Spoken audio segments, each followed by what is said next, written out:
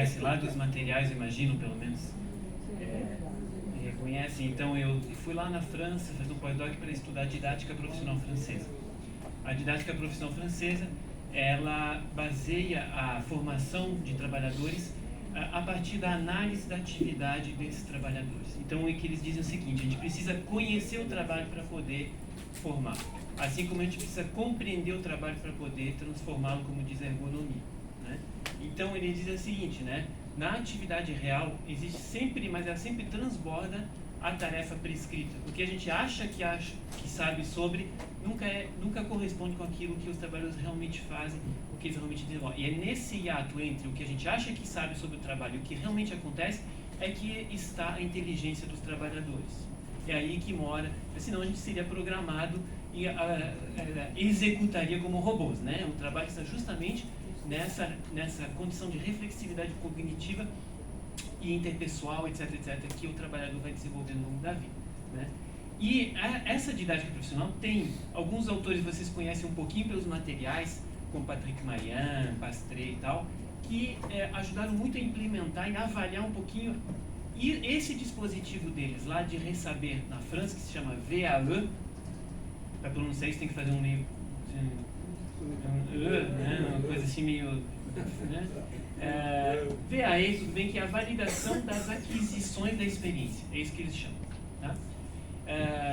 Então, esse é o nome do Ressaber lá na França, VAE, validação das aquisições da experiência. Pode passar o... sou eu, né?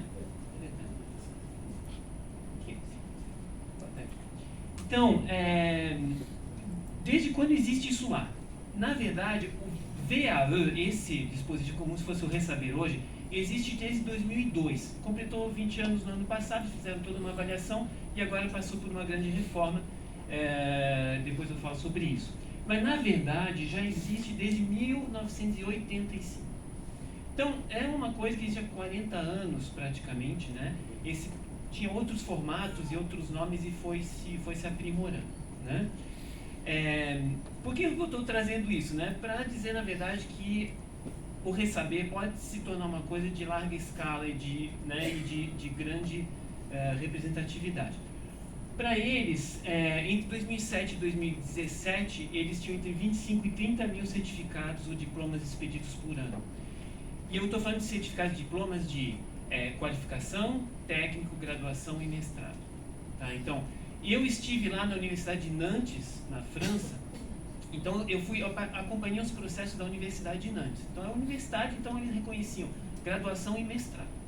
Daí eu tive a oportunidade de participar das bancas de avaliação, né? Eu gravei, né? E etc. Depois a gente fez uma análise dessas bancas. A gente analisou como que os júris avaliavam essas bancas e tal, de graduação e de mestrado. Era na área de finanças, etc. E é bem interessante ver que, né, a gente não sonha muito em ter isso nem na graduação e nem no mestrado ainda, né? Mas um dia a gente chega lá.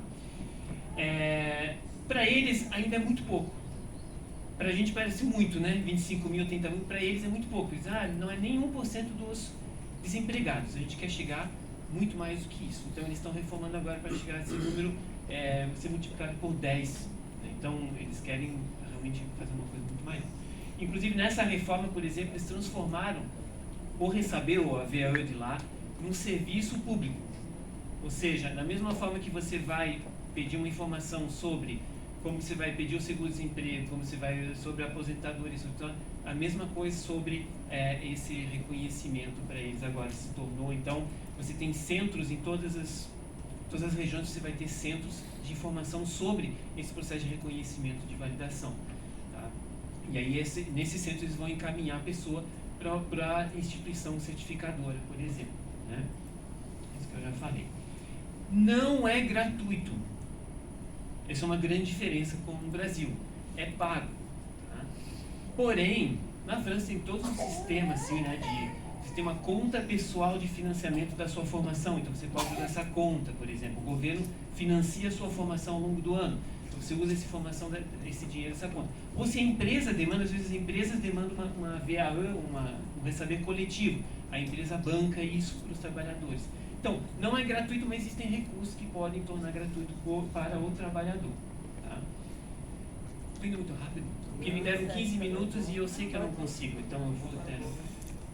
Então, professor, só um minutinho. Meu Deus do céu. Da mesma forma, assim como o Ressaber usa para FIC e cursos técnicos, lá na França ele usa para cursos de graduação, mestrado e doutorado. Tudo. Um exame. Doutorado eu não sei, tá? Doutorado eu não sei, só conheço até o mestrado. Mas o tempo de avaliação é de um mês? Todas porque lá as certificações são um pouco diferentes, né? Mas existe uma primeira tem as qualificações profissionais mais curtas, da primeira qualificação profissional mais longa, que é CAP, Certidão de Aptidão Profissional. A formação técnica, BP, que é Brevet Professionnel, e graduação e mestrado, em geral o processo dura de 9 meses a 10 meses, tá? Então a pessoa vai entrar com, até tem ali o procedimento, né? Esse procedimento, para eles é um pouquinho diferente o sistema, tá? Existem algumas instituições que trabalham com uma avaliação, não gosto dessa palavra, prática. Mas é um exame, tá, tudo bem, não esquece, mas tudo bem, é um exame, né? Uma avaliação prática. Mas se não, eles usam um livro de avaliação, que depois eu vou explicar para vocês. Mas entre o acolhimento, a admissibilidade, o acompanhamento do júri e a expedição, geralmente é 9 a 10 meses, tá? O procedimento. Eles dão um programa para você estudar, alguma coisa assim? Então, é assim, ó, a pessoa chega e ela recebe as informações sobre como é que acontece. Isso é tanto nesses pontos de informação regionais, como na universidade, na escola técnica, etc. Recebe todas as informações sobre como é que funciona, tá? Aí ele monta uma primeira ficha de inscrição, com uma breve descrição da sua experiência, etc. Isso vai para uma comissão que vai dizer se é admissível ou não para a certificação. Essa comissão geralmente são especialistas da própria instituição que vão olhar e vão dizer, não, essa pessoa não tem nenhuma experiência na área, não adianta. Ou então sim, ela tem experiência, ela é qualificável, ela é admissível, tá? A partir daí, quando é admissível, ela vai passar por um processo de acompanhamento, que eles chamam. E aí tem vários profissionais que vão acompanhar. Vai ter 3 oficinas, por exemplo, na Universidade de Nantes, cada instituição tem o seu processo, mas eles são bastante parecidos entre si. Na Universidade de Nantes, 3 oficinas coletivas, e eles têm em torno de 12 horas de acompanhamento pessoal, personalizado, com uma pessoa que vai ajudar a escrever um dossiê. Esse dossiê tem 2 partes, tá ali, né?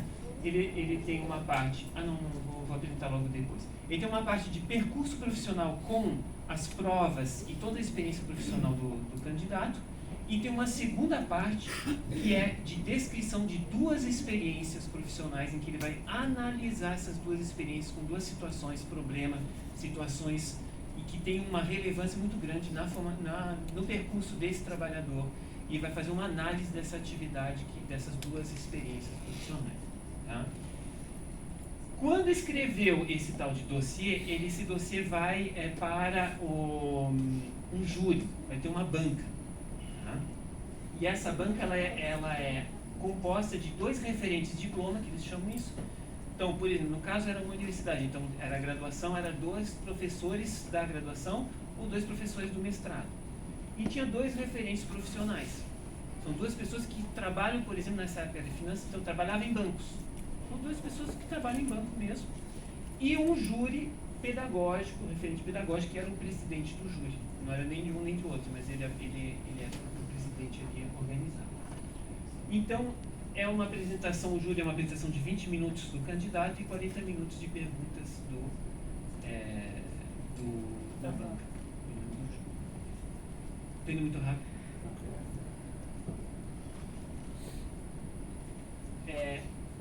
Então, é uma coisa que pra gente aqui, vocês viram que a experiência do Ressaber é um pouquinho diferente, porque existe essa prova prática. Ali, geralmente não tem essa prova prática. Algumas instituições que têm prova prática, e para formações mais curtas, geralmente, mas geralmente o que eles consideram? Que a pessoa, né, professor, ela já sabe, e ela vem aqui simplesmente para comprovar e mostrar que ela já sabe, tá? E eles têm uma inspiração de dizer o seguinte: esse processo de escrever sobre a experiência, ele vai ter um percurso formativo também para esse candidato e para quem lê esse dossiê.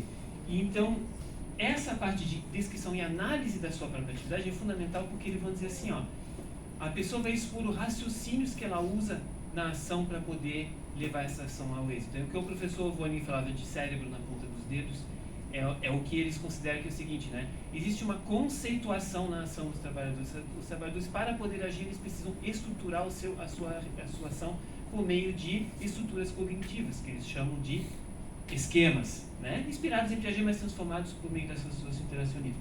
Então, esses esquemas, que não é uma intuição, não baixou um santo, é algo que o trabalhador desenvolve com sua observação, vai desenvolver esses esquemas cognitivos, às vezes muito sofisticados. Então, a gente tem uma pessoa analfabeta que consegue tocar uma empresa de uma fábrica de cerveja, não é por acaso. Essa pessoa consegue produzir uma reflexão que vai ajudar, né, a criar esses esquemas, né?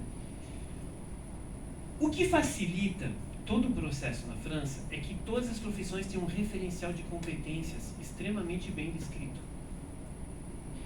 Então, tanto as avaliações para os diplomas como para reconhecimento das competências já estão colocadas no referencial de competências para todas as profissões na França. Então, isso eu acho que é uma coisa que a gente vem conversando muito, que eu acho que é um passo que no Brasil a gente ainda precisa dar, né?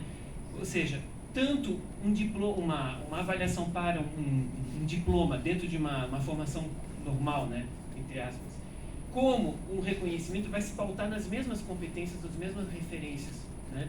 Então a gente estava falando, né, por exemplo, uma pessoa que fez um curso técnico em panificação e que vai passar o seu diploma no final do seu curso técnico, né? Esse exame, essa prova prática, etc., vai ser a mesma que uma pessoa de fora vai poder fazer, que comprovar sua experiência, ela vai fazer também. Se ela comprovar 5 anos de experiência, ela vai poder fazer essa mesma avaliação que uma pessoa que passou pelo curso técnico de 2 anos, por exemplo. Então, isso é uma coisa que ajuda. Então, nesse livro, ele também vai fazer uma tabela de correspondência entre a sua experiência, o que ele desenvolveu e essas competências que são previstas para aquela certificação. Então é a mesma coisa, pode ter uma aprovação total, uma aprovação parcial, uma reprovação.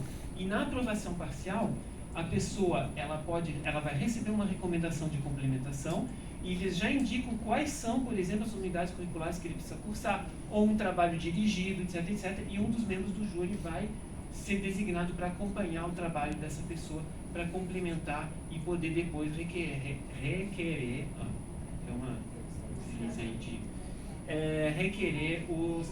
a certificação. Professor, só para ficar assim claro, né? Eu acho que para todos. Quando a gente tem aqui no Brasil a prova da OAB para o sujeito que fez ter direito de ser advogado, né, de exercer a função de advogado, então lá na França o sujeito faz um curso técnico, por exemplo, e mesmo assim ele tem que fazer uma avaliação que dá para ele, né, esta capacidade de como é que eu vou falar? O credenciamento, ou então permissão profissional, é isso? Ele faz o curso, mas ele precisa, mesmo assim, no final do curso, fazer esta prova, e as pessoas que não fizeram o curso também podem fazer a prova, é isso? O que é um pouco difícil, a gente não pensa, como lá é um sistema nacional, é um pouco mais fácil de organizar isso, porque você vai ter, por exemplo, essas provas vão ser regionalizadas, e todos os alunos, por exemplo, de uma região, vão fazer a prova, né, ali naquele local, por exemplo, e aquela prova é como se compusesse o currículo de todas aquelas escolas. Então é como se fosse a prova final daquela escola, mas na verdade ela é feita de forma articulada, né, como se fosse uma avaliação. Porque a gente pensa, por exemplo, no Enem, é uma avaliação, né, nacional, né, que você vai fazer, você fez a sua formação lá na escola. Então é um pouco isso. Tá? Então todo mundo vai fazer aquela avaliação para poder ter o diploma.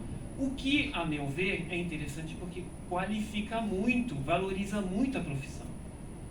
Né? Porque todo mundo sabe, reconhece e sabe que aquela pessoa que conseguiu fazer aquilo ali é um profissional gabaritado para aquela atividade. E o nível das escolas também fica parecidíssimo. Exatamente. Então, é tudo nivelado. Então, é um sistema bastante já consolidado há muito tempo que tem essa facilidade, porque é um sistema nacionalmente uniformizado, único, né? Então, a gente não tem a mesma estrutura política no Brasil.